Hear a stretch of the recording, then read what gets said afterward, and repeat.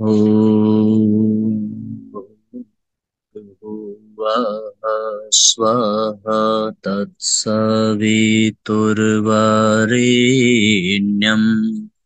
भर्गो देवस्य धीमहि धियो यो नः प्रचोदयात्। ॐ चैतन्यं शाश्वतं शान्तं व्योमातीतं निरञ्जनं नादबिन्दुसमानीतं तस्मै श्रीगुरुवे नमः। वन्दे भगवतीं देवीं श्रीरामं च जगद्गुरुं पादपद्मे तयो श्रित्वा प्रणमामि मुहुर्मुहुः। ॐ सद्गुरुचरण कमलेभ्यो नमः। परम पूज्य गुरुदेव परम वंदनीय माता जी के दिव्य संरक्षण में विराजमान ऑनलाइन दैनिक स्वाध्याय के आज के इस कार्यक्रम में आप सभी आत्मीय बंधुओं का बहुत बहुत स्वागत, बहुत बहुत अभिनंदन है साथियों। आइए प्रतिदिन की तरह आज के सत्र का भी हम सभी शुभारंभ करते हैं। आप सभी परिजन अधिक से अधिक शेयर जरूर करें, अधिक से अधिक लाइक जरूर करें, जिससे कि हर दिन की भांति आज का भी सत्र सबके लिए बहुत कल्याणकारी हो, आज के भी विचार सब तक अवश्य ही पहुंचे। जैसा कि हमने कल चर्चा की थी कि हम सभी अभी इस वर्ष सन 2024 की मासिक पत्रिका अखंड ज्योति के एक भी महीने के एक भी पृष्ठ को अभी तक हम लोगों ने पढ़ा नहीं है सामूहिक रूप से। व्यक्तिगत स्तर पर भले आपने अपने व्यक्तिगत प्रयास से पढ़े हो, पर उस पर सामूहिक चर्चा नहीं हो पाई है। इसलिए हम आज से अखंड ज्योति पत्रिका जनवरी माह 2024 श्रृंखला का शुभारंभ करते हैं। अप्रैल तक की पत्रिका का स्वाध्याय हम लोग कुछ 10-15 दिनों में संपन्न कर लेंगे। तो आइए आज का क्रम प्रारंभ करते हैं। एक बार जरा सा सभी परिजन बता दें, सबको आवाज अच्छे से आ रही है, सभी लोग सुन पा रहे हैं, कोई दिक्कत परेशानी कनेक्टिविटी की तो नहीं हो रही होगी। आइए साथियों प्रारंभ करते हैं। अंत में 2 प्रश्न के उत्तर के लिए आप निश्चित तैयार रहेंगे, जिससे कि आपकी एकाग्रता बनी रहे और आप तन्मयता पूर्वक स्वाध्याय कर सकें। पहला अध्याय है प्रकृति का आश्रय लेने से ही आरोग्यता प्राप्त होगी। आज तक संसार में जितनी चिकित्सा प्रणालियां हैं, उनके मूल में 2 प्रवृत्तियां कार्य करती हैं। इन सभी अनुसंधानों का अध्ययन हम 2 विभागों के अंतर्गत कर सकते हैं। एक तो यह कि मनुष्य को जैसा कि प्रकृति चाहती है, पूर्ण स्वस्थ निरोग पुष्ट दीर्घजीवी उन्मुक्त किस प्रकार रखा जाए, अर्थात स्वास्थ्य के संरक्षण के लिए किन किन प्राकृतिक नियमों का पालन करना चाहिए। इस विभाग के अंतर्गत उन प्राकृतिक नियमों का प्रतिपादन किया जाता है जिनसे मनुष्य प्रकृति के निकट आता है और साहचर्य द्वारा पूर्ण स्वस्थ रहता है। नियम यह है कि प्रकृति से हम जितनी दूर जाएंगे, अर्थात प्रकृति नियमों का अतिक्रमण करेंगे, उतने ही रोगी, दुखी और दीनहीन होंगे। जितनी ही प्रकृति के समीप रहेंगे, प्राकृतिक नियमों का पालन करेंगे, उतने ही स्वस्थ रहेंगे। प्रकृति के समीप रहना हमारा आदर्श है। दूसरा विभाग है रोग का निवारण। प्रकृति के नियमों की अवहेलना करने से यदि हम रोगी हो जाएं, तो पुनः किस प्रकार स्वास्थ्य लाभ करें? इसका उत्तर होगा कि हम पुनः प्राकृतिक नियमों का पालन करने लगें, दूरी छोड़कर पुनः प्रकृति के समीप आए। सभी चिकित्सा प्रणालियां किसी न किसी रूप में प्रकृति के समीप आने की चेष्टा ही करती हैं। ये साथियों पहला अध्याय था, जो हमें यह प्रेरणा दे रहा था कि हम पूर्ण रूप से निरोग स्वस्थ तभी बनेंगे जब हम प्राकृतिक संरक्षण में रहेंगे। सबकी अपनी एक प्रकृति होती है। आप शाकाहारी भोजन करें तो उसके खाने से आपको आनंद आएगा, उसके कटने से आपके मन में कोई कष्ट भी नहीं होगा। पर आप मांसाहारी के लिए किसी कसाई खाने पर जाइए, तो वहां कटते हुए पशु पक्षियों को देखकर आपके मन में जो अपार कष्ट होगा, यह मानवीय प्रकृति ही है। हम इस प्रकृति के विरुद्ध जाकर मांसाहार ग्रहण करते हैं। हम अपनी प्रकृति के विरुद्ध जाकर रात्रि जागरण करते हैं। हम अपने प्रकृति के विरुद्ध जाकर आलस्य और प्रमाद में पड़े रहते हैं। सबकी अपनी एक प्रकृति है। अंदर से ही वह इच्छा जगने लगती है कि अब यह कार्य करना चाहिए, अब ऐसा करना चाहिए।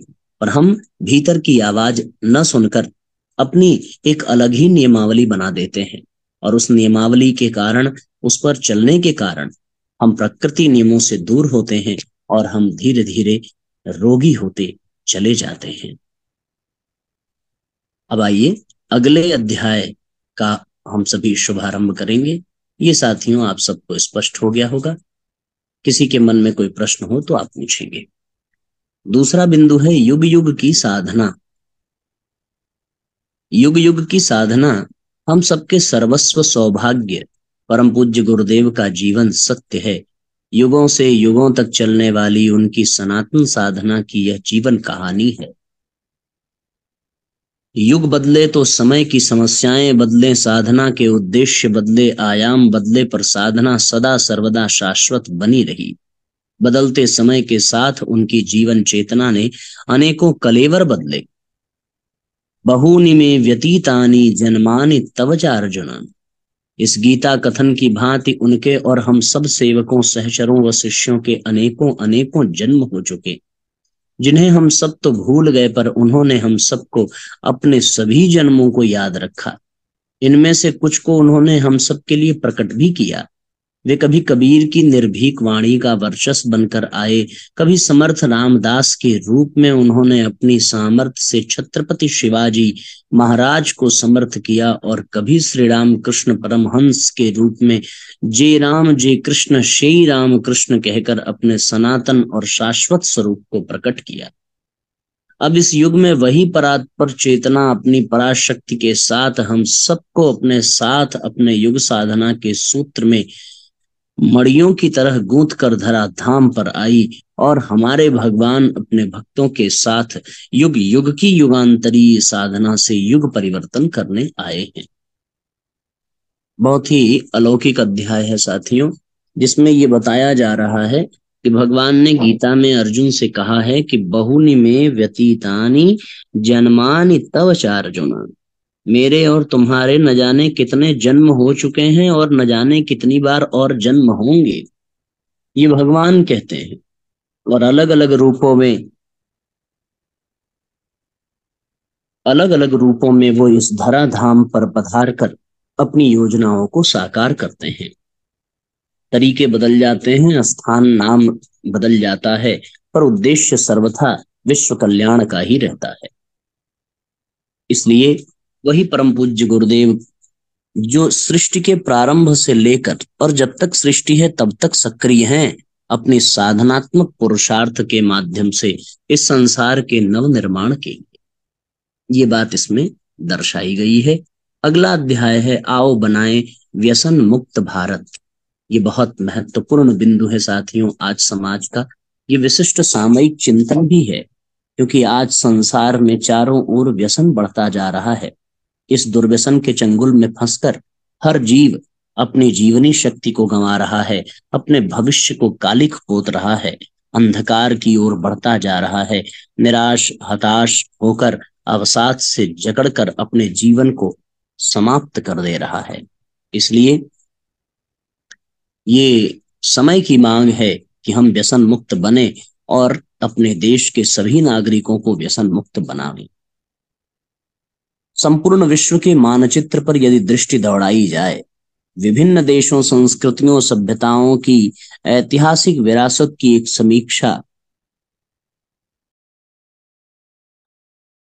समीक्षा यदि की जाए, तो सहजता से इस सत्य का अनुभव किया जा सकता है कि जो सौभाग्य भारत को, भारत भूमि को मिला, वो संपूर्ण वैश्विक पटल पर शायद ही किसी अन्य देश को मिल सका। यदि भारत भूमि की ऐतिहासिक और पौराणिक विरासत का एक विहंगावलोकन किया जाए तो यह सत्य भला कौन न जान सकेगा कि यह भारत की भूमि वही प्राचीन भूमि है जहां यूरोप और अमेरिका के तटों को छूने से पहले आध्यात्मिक अभिप्सा ने और तत्व ज्ञान ने अपना निवास स्थान बनाया था। इस सत्य को भला कौन भूल सकता है कि यह वही प्राचीन और पवित्र भूमि है जहां से निस्सृत होने वाली योग तप ज्ञान ध्यान दर्शन अध्यात्म की धाराओं ने मानवता का परिचय उस प्रकाश से कराया था जिसका स्पर्श पाते ही पैशाचिक प्रवृत्तियां वाला मनुष्य दिव्यता की प्रतिमूर्ति बन जाता है।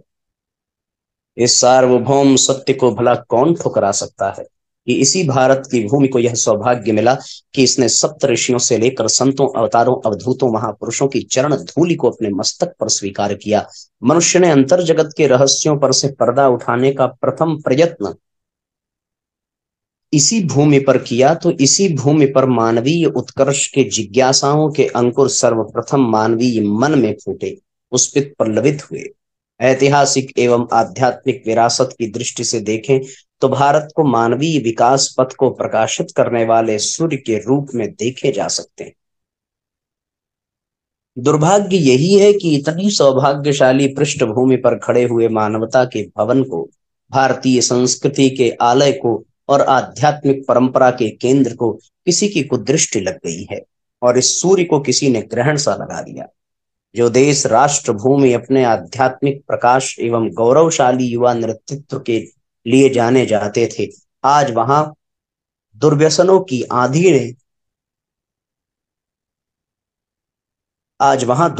की आंधी ने संपूर्ण परिदृश्य को मटमैला और बेरंग सा कर दिया है।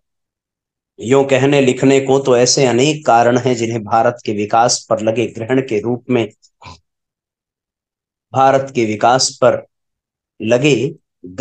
रूप में गिना जा सकता है, परंतु उन सभी उपस्थित चुनौतियों में नशे का घातक दुर्व्यसन एक ऐसी चुनौती के रूप में उभर कर सामने आया है कि यदि समय रहते इस विषमता का विकृति का निराकरण न किया गया तो देश का भविष्य एक ऐसे अंधकारमय गर्त में जाकर गिरेगा कि उससे उभर पाना संभव न हो सकेगा।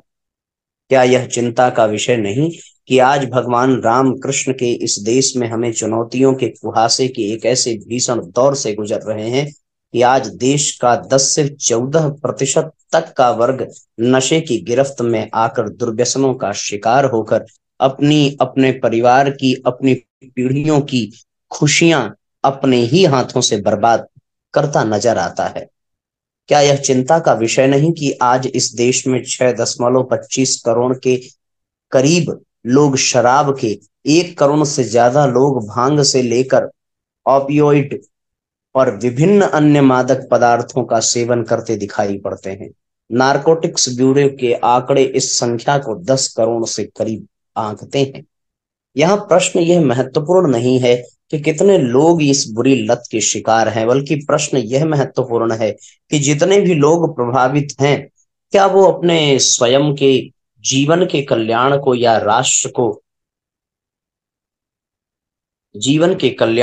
राष्ट्र के विकास को सुनिश्चित कर पा रहे हैं।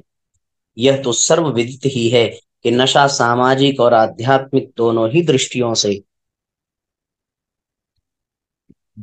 दृष्टियों से निषिद्ध वस्तुओं में है। सोचिए साथियों, नशा कितना अयोग्य ठहराया जा रहा है और हम अपने सारी ऊर्जा को, अपनी संभावनाओं को नशे में बहाते चले जा रहे हैं। नशा करने से मात्र वही व्यक्ति प्रभावित नहीं होता जिसने नशा किया, वरन अपनी शारीरिक मानसिक पारिवारिक सामाजिक एवं आर्थिक बच्चों के आर्थिक हानि करने के अतिरिक्त वह घर की सुख शांति, बच्चों के संस्कार और पीढ़ियों का सम्मान गंवा बैठता है। साथ ही एक जिम्मेदार नागरिक से देश भी वंचित रह जाता है। इसलिए इस समस्या का समय रहते निराकरण करना मात्र धार्मिक एवं आध्यात्मिक दृष्टि से मूल्य का नहीं, बल्कि राष्ट्रीय विकास की दृष्टि से भी अतिशय महत्व का विषय हो जाता है। प्रारंभ में तो व्यक्ति नशा करने की आदत को शान बघारने की दृष्टि से ही लेता है, पर एक बार जब वो बीड़ी सिगरेट मुंह को लग गई तो फिर छूटने का नाम नहीं लेती। चाहे वो बीड़ी सिगरेट हो या शराब पीने की लत या फिर भांग, अफीम, गांजा लेने की आदत हो, शुरुआत का तरीका एक जैसा होता है, पर बढ़ते बढ़ते एक दिन उसके दुष्प्रभाव के क्षेत्र में पूरा समाज आ जाता है। क्योंकि नशा करने वालों के मध्य से ही हिंसा, अपराध की खबरें भी तो आती हैं। सारांश में कहें तो नशा करना एक ऐसी बीमारी है जिसे करता तो एक व्यक्ति है, पर उसकी रक्षा सारा समाज भुगतता है। इस समस्या की विषमता एवं व्यापकता दुष्प्रभाव को पूज्य गुरुदेव के दुष्प्रभाव को पूज्य गुरुदेव ने सबसे पहले अनुभव किया और गायत्री परिवार के सप्त क्रांतियों में से एक प्रमुख आंदोलन के रूप में दुष्प्रवृत्ति उन्मूलन, सत्प्रवृत्ति संवर्धन को लिया। उससे प्रेरणा पाकर लाखों लोगों ने अपने जीवन की दिशा को बदला एवं सदा सर्वदा के लिए उनके दुष्प्रवृत्तियों की गिरफ्त से स्वयं को मुक्त कराया। उसी परंपरा को आगे बढ़ाते हुए गायत्री परिवार ने एक राष्ट्रव्यापी अभियान आओ बनाएं व्यसन मुक्त भारत को प्रारंभ करने का निर्णय किया। लक्ष्य एवं उद्देश्य सरल एवं स्पष्ट है कि व्यसन में लगी भारतीय यौवन की ऊर्जा को सृजन में नियोजित किया जा सके। व्यसन से हटाएं, सृजन में लगा। इस हेतु एक राष्ट्रव्यापी अभियान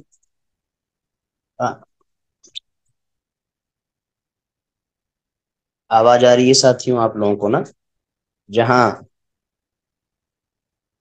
लगे वहां आप जरूर बताएंगे यदि कोई प्रश्न भी हो।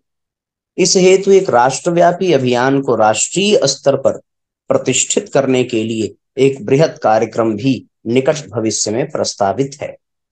सर्वप्रथम तो इस आलेख को पढ़ रहे सभी आस्थावान परिजनों को से यह विनम्र आग्रह है कि इस दिशा में जो प्रेरणादायी कार्य उनके द्वारा पहले से किए जा रहे हैं उनकी सूचना अविलंब रूप से व्यसनमुक्ति@awgp.org ईमेल पर पहुंचा दें एवं उसे व्यसनमुक्ति.awg.org वेबसाइट पर प्रदत्त स्थिर पर अपरिग्रही पर प्रदत्त स्थान पर अपलोड भी कर दें।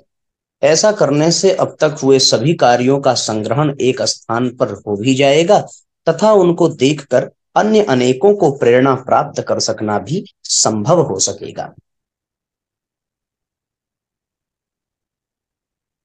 इसी ईमेल पर संपर्क करने से इस अभियान हेतु आवश्यक दिशा निर्देश, प्रशिक्षण निर्देशिका, एक पावर पॉइंट प्रस्तुतिकरण की प्रति, व्यसन छोड़ने हेतु संकल्प पत्र का स्वरूप, सृजन संकल्प हेतु सत्प्रवृत्ति संवर्धन संस्कार का प्रारूप भी प्राप्त किया जा सकता है।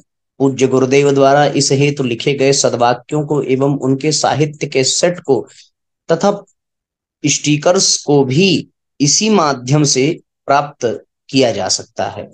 साथ ही इस हेतु लिखे गए प्रज्ञा गीतों का संकलन भी प्राप्त किया जा सकता है। आओ बनाएं व्यसन मुक्त भारत अभियान आज के समय की एक ऐसी आवश्यकता है जिसमें भागीदारी हर गायत्री परिजन का, हर जिम्मेदार नागरिक का दायित्व बन जाता है। सभी परिजनों, केंद्रों, शाखाओं, प्रज्ञा संस्थानों से ये भाव भरा आग्रह है कि उसका अंग बनते ही जन जागरण यात्राओं, सभाओं, संकल्प पूर्ति अभियानों, कार्यशालाओं को त्वरित रूप से आरंभ कर दें और जो पहले से करते आ रहे हों वे उन्हें और गति देने का दायित्व अपने कुशल हाथों में ले लें। देश के नवनिर्माण का यज्ञ आरंभ हो चुका है और इस पवित्र तपोनुष्ठान में हर गायत्री परिजन की आहुति निश्चित रूप से डलनी चाहिए। हम प्रयास करें साथियों, कम से कम अपने संपर्क क्षेत्र के एक व्यक्ति को व्यसन करने से बचाएं, उनको व्यसन से बचाकर सृजन में लगाएं। कोलकाता में एक बार भीषण अकाल पड़ा, मनुष्य तो क्या पशु पक्षी भी इसका शिकार होकर दम तोड़ दिया।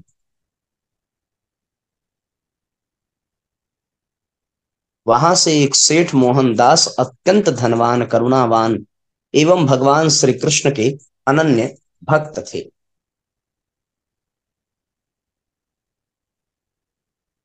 अकाल से मरते व्यक्तियों व पशु पक्षियों को देखकर उनका हृदय दयार्द्र हो उठा। उन्होंने मुनीम को तिजोरी से धन निकालकर उससे खाद्यान्न व हरा चारा खरीद कर सभी में बांट देने को कहा। सेठ जी का पुत्र अपने पिता के इस आदेश पर बहुत चकित व दुखी हुआ। उसे लग रहा था कि जीवन भर की पूंजी लुटाई जा रही है जिस पर हमारा अधिकार है। पुत्र का चेहरा देखकर सेठ जी उसकी मनः स्थिति समझ गए। पुत्र को समझाते हुए उन्होंने कहा कि बेटा, यदि मेरे पास धन होते हुए भी मैं भूख से मरते लोगों को खाद्यान्न नहीं दूंगा, उन्हें मर जाने दूंगा, तो मैं अपने भगवान को क्या मुंह दिखाऊंगा। सभी जीव भगवान के बनाए हुए हैं, सभी में उन्हीं का अंश विद्यमान। मेरे लिए ये मेरे भगवान के समान ही हैं। मेरा सारा धन मेरे इष्ट देव भगवान श्री कृष्ण का ही तो है। मैं तो उनका मुनीम मात्र हूं। इस धन से उनके अंश स्वरूप प्राणियों की जान बच जाएगी तो मेरी संपत्ति अर्जित करना सार्थक हो जाए। अति महत्वपूर्ण, अति कल्याणकारी अध्याय था साथियों ये, और ये हम सब के लिए बड़ा मनमोहक था। एक और अध्याय है पर्व विशेष मकर संक्रांति। ये सब तो जनवरी माह में बीत चुकी है, पर हम लोग चूंकि जनवरी माह की पत्रिका पढ़ रहे हैं इसलिए इन बिंदुओं को भी स्पर्श करते चल रहे हैं। संक्रांति का अर्थ है गति या चाल। जीवन के रूप में हम जिसे भी जानते हैं उसमें गति निहित है। हमसे पहले जो इस दुनिया में आए वे चले, और जो लोग हमारे बाद आने वाले हैं वे भी हमारे जाने का इंतजार कर रहे हैं।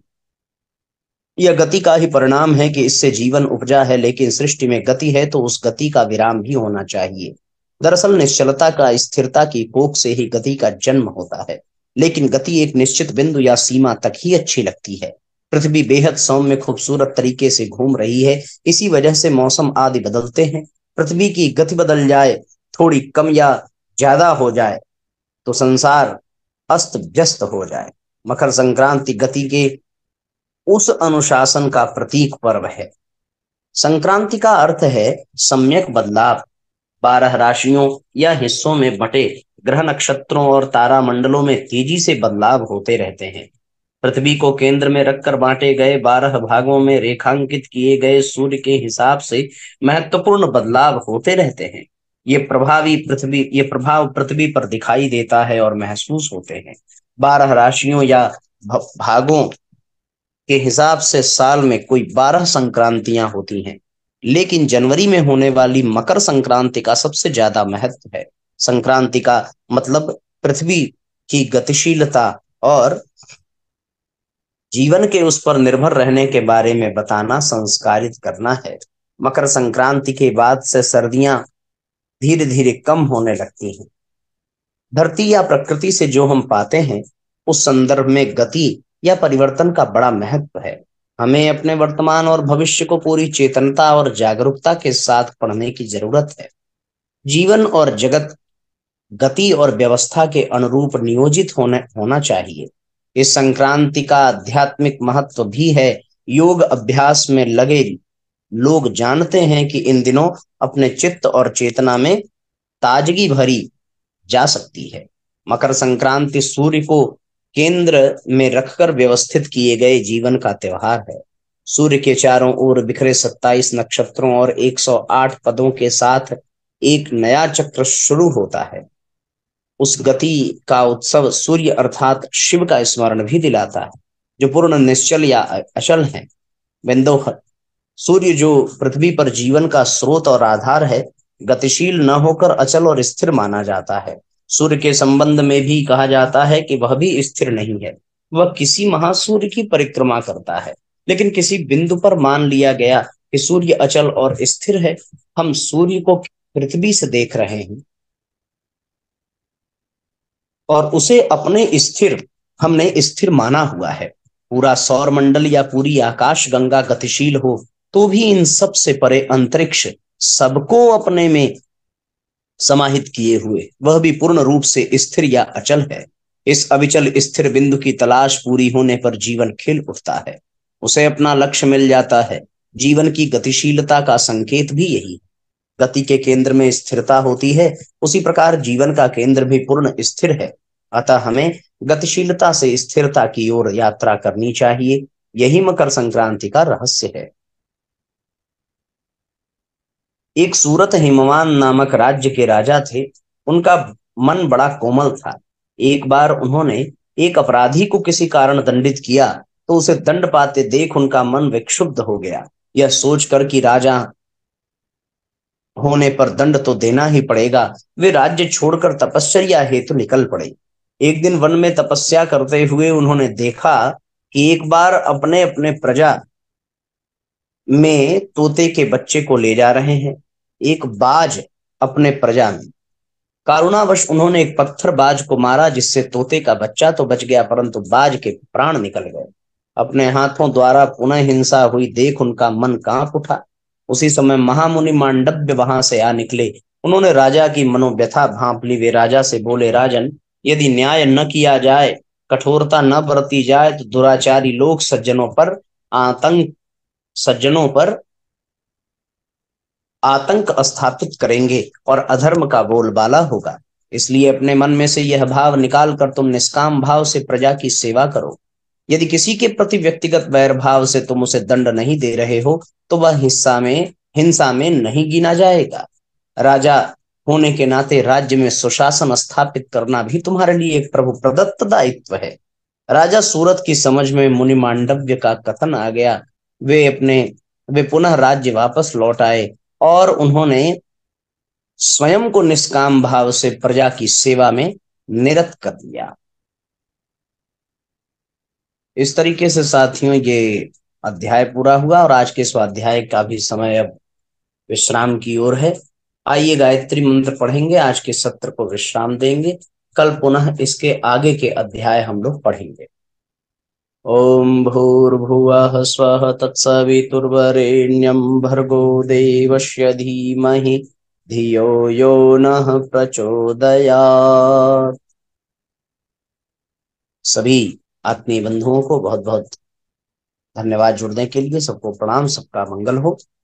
जय राम जी की शुभ रात्रि।